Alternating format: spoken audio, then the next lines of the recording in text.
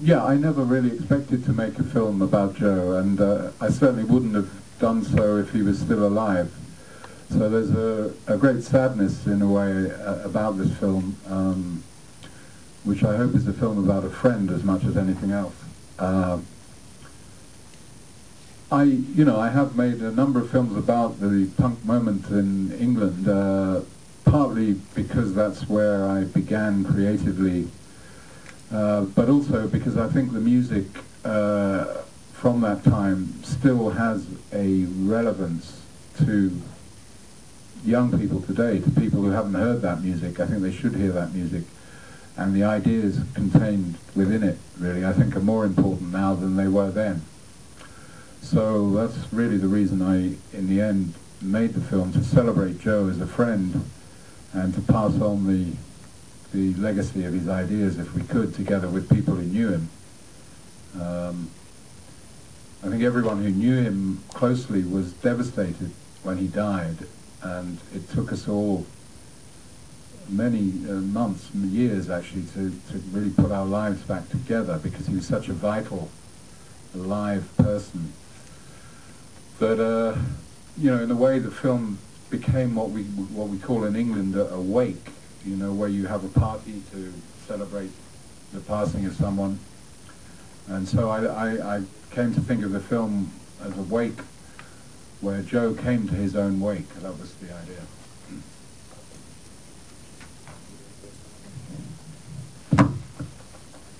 Certamente funziona, mi sentite? Sì.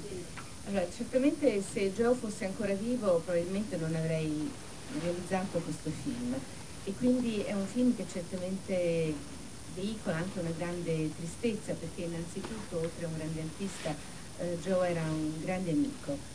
Ed è vero, io ho iniziato in Gran Bretagna con film sulla musica punk perché creativamente sono nato lì, e poi anche perché sono profondamente convinto che questa musica abbia ancora molto da dire ai giovani, soprattutto oggi, perché è una grande fucina di idee, e credo che le idee che questa stessa musica ha portato avanti siano forse oggi più importanti di ieri. E il mio film quindi rende omaggio a Joe come amico e spera di poter diffondere la forza delle sue idee. Quando tutti coloro che lo conoscevano e che hanno appreso la sua morte sono rimasti veramente sconvolti. Devo dire che per molti di noi ci sono voluti mesi, se non anni, per riprenderci da una mancanza di una forza vitale così forte, così sempre presente. E quindi è forse questo film come un modo per far sì che Joe stesso sia presente a quello che noi abbiamo in Inghilterra, nel mondo anglosassone, come abitudine le wakes, quindi le veglie per accompagnare poi il morto alla sua dimora eterna. Well, I think it was difficult for me to make a film about a friend, because you're, which I haven't done before, a close friend, where you are constantly second-guessing what they might say. But it wasn't difficult to, that's what was exciting to me, was this extraordinary journey that Joe went on, in terms of reaching a kind of point of global fame that allowed him to communicate to, kids all over the world, but at the same time having this huge struggle with the notion of being famous in a negative sense. Fame as a kind of prison that really does destroy your humanity. So in a way, the film is in a sense about celebrity and the notion of what fame does both to the people who are famous and to the people who are supposed to be in awe of these famous people. The celebrity culture that we have today, I think, is something that Joe very much stood against and questioned, and used his celebrity to try and humanize that and destroy the myths of fame, that one person is more important than another person because people have decided to make them famous, spend money to publicize them and promote them as a kind of superior human being. All that was complete nonsense to Joe. and he fought very hard against it. So that is part of the film, and it's part of the reason I wanted to make the film.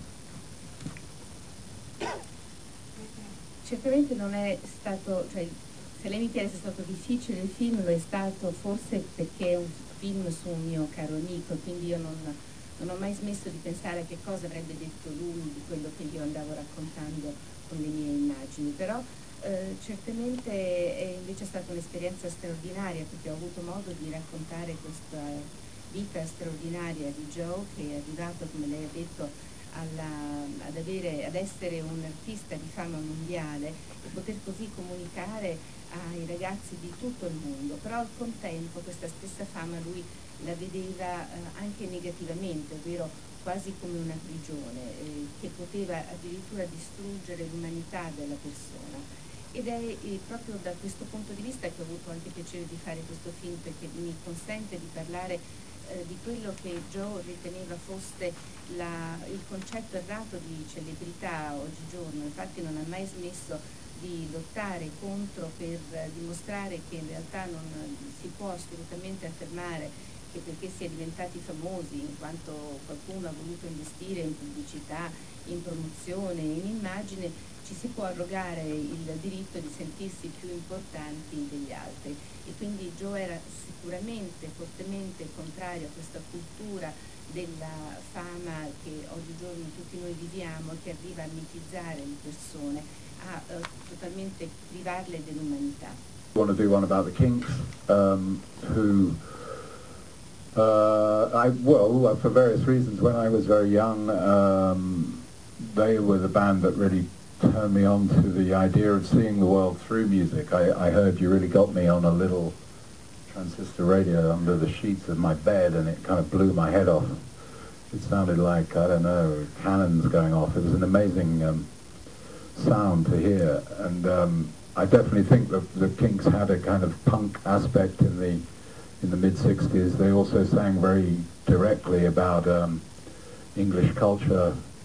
They went back to a period before rock and roll. They came out of the popular culture of the music hall, and there are a lot of very interesting things to me about the Kinks, but the great human story of these two warring brothers makes it a very, very powerful, dramatic story.